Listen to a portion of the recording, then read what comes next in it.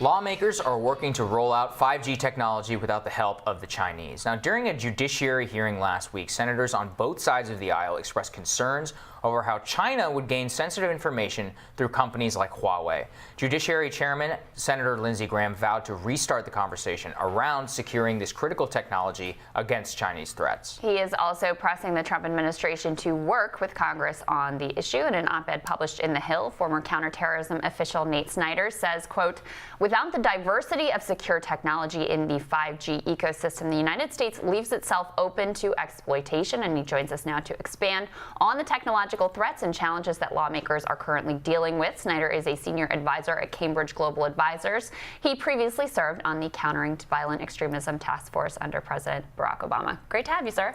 Great to be here. Could you just first start with the basics of why 5G, why people are so excited about 5G, and what kind of the risks are? Well, the excitement's really around the speed. So if you think about where we are now, 4G, think about it 10 times as fast, or about a tenth of the lag time.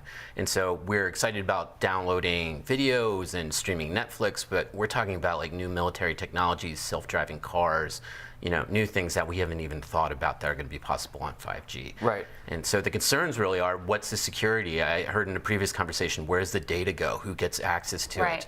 And I think that's the big issue right now, what was talked about with Huawei. And we run the threat of data going to the wrong people. And I think from my perspective too, there's an interest, like terrorists, unfortunately, we hear them using YouTube and Facebook and all these apps, and it's something that the public at large is using. It's popular. Well, it's going to be popular with the public. It's going to be popular with terrorists, non-state actors, and bad actors all around. And if we're not protected, they're going to explore those vulnerabilities and exploit, just like anybody else would. That's a good point. And there's always so much excitement about, oh, this will enable farmers in the field to be able to do this, and it will enable a poor rural person. Yeah, absolutely. Absolutely. But these technologies have multi-use applications. That's right. And nefarious actors are the best at being able to exploit them for their purposes. Which brings me to Huawei. What do you think?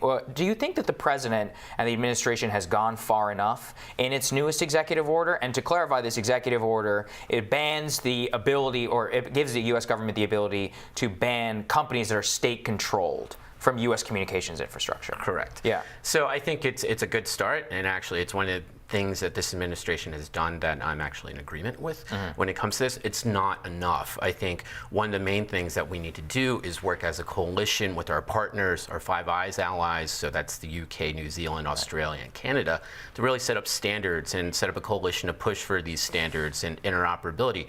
In layman's terms, it's essentially, instead of bad talking our friends, let's get together and set the table on what 5G is going to look like and what the alternative to Huawei will be. But what do we do when our friends are greedy and want cheap phones? Because let's be honest, we talked about this in our previous segment. Europe's 1/3 of their phones are manufactured in China. They just like cheap consumer devices more than they care about their security at this moment. Is it really feasible at this point, especially with how exponential that growth is happening, to do anything but to kind of hit them on the nose and say, no, that's not going to happen? I think things will really change when we're talking about intelligence communities. So I think one of the embarrassment points here is, how embarrassing would it be, at least for us or any of our allies, to go to Huawei and ask for access for a background investigation, or if there's a counterterrorism investigation, that we're relying on already faulty data from Huawei, which is 99% controlled by the Chinese government, with a really shoddy supply chain. Are we really going to trust that information if we're seeing real threats attacking one of our allies or even us, or emerging trends? No, I don't think so. And so going through them as a third-party independent information provider is a real issue. And it takes away the power from us in regards to the reliability of our intelligence communities, where we're relying on an actor that just can't be depended on. So why does it matter? Help Americans understand why it should matter to them if our European allies or other allies around the world are relying on Chinese-built infrastructure. Well, I think it really hits on the privacy part right now. I think for just regular users, right now there's a big concern of what is Facebook doing with my data? What is any other major tech firm doing with my data? Well, what about the Chinese government, what they're doing with your data? There's certain things that we can't even think about. Right now we have smart refrigerators. Okay, yeah, that's going to be on 5G too. So is Alexa. So are these all various other things. but now you have a whole entire state government with unlimited resources and funding, even sometimes bigger than some of these tech companies, and they're going to be using it, manipulating it, maybe to say, we saw what the Russians did to try and influence our elections. The Chinese aren't too far behind on what they want to do.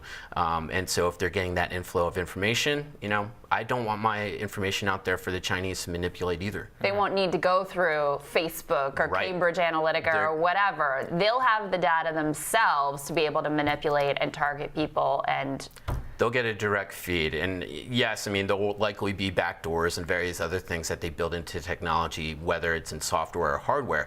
And this has already been discovered. A couple years ago, Vodafone, which is an Italian phone company, found these backdoors and had to, work with them to mitigate and have it so it weren't compromised. But it's already a trend. We know they're going to do it, and so it's just a matter of do we get our acts together now, or do we then have China and Huawei dictate what the next revolution in technology is going to be? I'm heartened by the anti-Huawei stance, but I do wonder how you feel. You're an Obama campaign veteran. You worked at DHS. How do you feel about the former National Security Advisor, cybersecurity head, former National Security Council chairman under President Obama, is now a registered lobbyist for Huawei? That's a problem. Yeah. I think, it all goes down to sometimes money talks, and I think, from that perspective, he's probably making a pretty big paycheck. If it's from a national security perspective, things get less partisan. You just look at the problem. We got a big problem here, and so it's. You yourself are a cybersecurity a professional on counterterrorism. You've demonstrated just how grave this threat is. I was absolutely blown away by this, and I think it goes to a bigger problem: is that the Chinese government has one of the most sophisticated lobbying apparatuses here in Washington. We hear a lot about Russia and FARA and all of that. That's child's play compared to what they're doing. Can you just speak to are we at a point where, with the slow-moving legislative process, does that mitigate enough the ability to take on Huawei, or will it just take drastic action because this technology is moving so fast? It's going to take, I believe, drastic action. If we just rely on the bureaucratic legislative process, we've already lost. But I think if we can provide incentives to some of the major providers here and really unlock the potential of competition and look at it from an economic standpoint of really putting America in the driver's seat in this 5G revolution, then I think we can catch up. Maybe not so much on the hardware radio technology that Huawei mostly has, but when we're talking about non-core technology or interoperability or other applications that we can use to tie into the 5G network, if we get control of that, not only can we dictate how it's shaped, we can set standards and have an alternative. If we're looking at a market aspect, it's competition. And so right now we don't have a foot in the door on the competition yet, but we can. Well, and beyond the bureaucratic concerns, there's also the technological expertise concerns. Some of these members of Congress have not exactly demonstrated their grasp of new technologies very effectively. Are there more resources we could provide them that would be helpful? How do we take this group of individuals who didn't necessarily grow up in the internet age, are not experts on new technology, and make sure they understand what needs to be done here? Well, I think it goes back, if you look at, unfortunately I have to say, the embarrassment of the Zuckerberg hearings. When you're exactly. How do you make money? How do you make, how do I plug things in? How do the inner tubes work? So there is that. And then I think it was, I guess somewhat to their credit, both Senator Feinstein and Graham at the beginning of the hearing last week were just I don't really understand 5G, but I'm told it's important. Well, at least they're kind of halfway there. They're honest. Yeah, they're honest. So at least we know what we're dealing with. I think the best way to educate them is, have voters call into their congressmen and representatives. There's native users all over the place who are tracking 5G.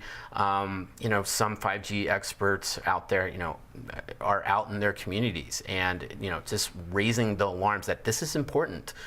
Sure, it's one of those under the radar issues right now, but it's going to jump up as long as, people are worried about how fast their phones are. Can they log onto their computer? Are they driving a Tesla? Is the network down?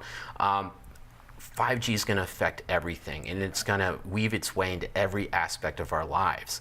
And so if we're concerned about our phones, think about your refrigerator, think about your car, think about your, thermostat. Thermostat. I was just trying to think about what that was Security called. Yeah, cameras. exactly. Cameras. Or, people right now are using the baby cameras. locks, Baby cameras. baby cameras, Right. or even they have dog cams now that can Right. throw treats at your dog. Like, that's going to be 5G.